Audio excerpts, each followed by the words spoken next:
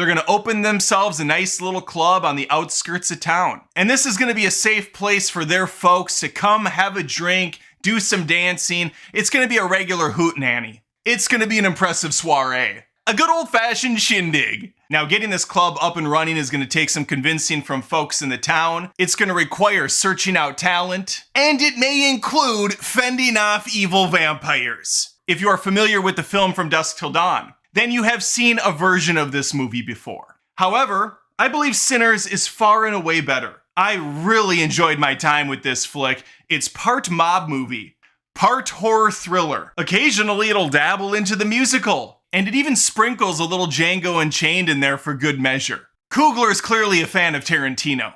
Now, I have not looked at reviews for this movie. I don't need to. I already know what critics are going to say. It's a slow burn. It's going to take its time. All bets are off in the final act, and these are all true statements. It is going to take its time. It is, I guess, a slow burn, but I found myself just as interested in the first half as I was in the crazier second. In fact, I would have been perfectly fine if they didn't have any of the supernatural elements at all, and we were just a straight up gangster film. Following these two brothers as they flash their dirty money around, and they use it to build up an oppressed community.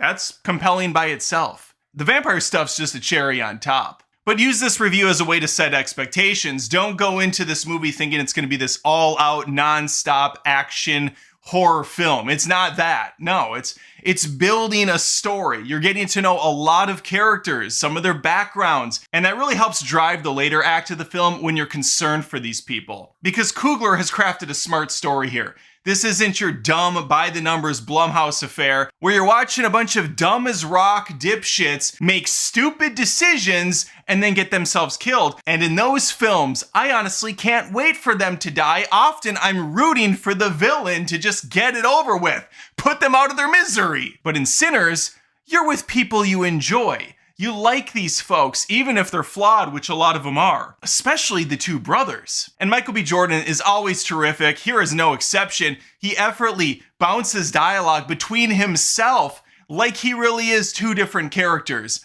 And Coogler has the balls, has the earned ego at this point to film this actor next to himself, handing items to the other. Like he'll bum a cigarette from himself.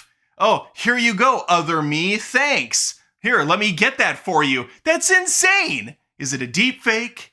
Are they having a different guy with the same body and then just making the face look different? What are they doing here? I don't know. It's movie magic and I appreciate it. Acting spot on, all the supporting characters, terrific. I like the villains in the movie. They're kind of jovial. They're pleasant to be around villains. You almost kind of want to hang out with them for a while. Coogler respects vampire lore. These guys aren't sparkling out in the sunshine during the day. No. Sun kills them.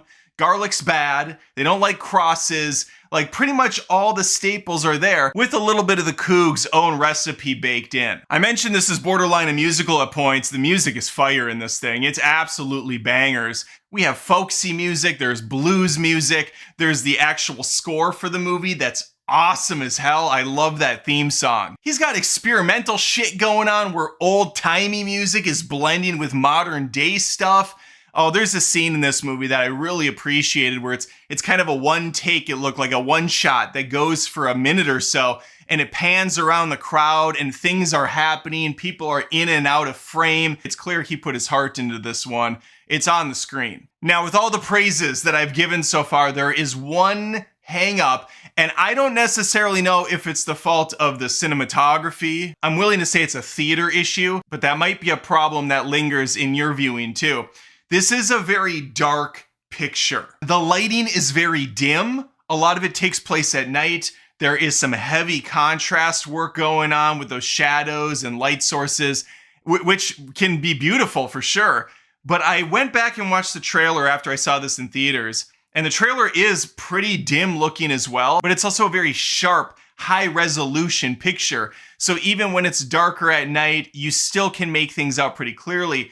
In my movie theater, It was dim, it was kind of hard to see, and the crispness that you had in the trailer was not present in the final product. And again, I think it's a theater thing, but my only worry is there's a lot of older theaters and they might not be prepared for a movie such as this. As I mentioned previously, this is a smart script. It's not your dumb paint-by-numbers situation, and with that comes layered commentary. What does it mean to be an evil person, a sinner, if you will? How does that manifest itself? How do you escape your past and make a better future? There are a lot of different themes going on, and putting them in the framework of the 30s in Mississippi with this group of people and these demon vampire creatures going after them really does do something very unique for the genre. And then once again, Haley Steinfeld.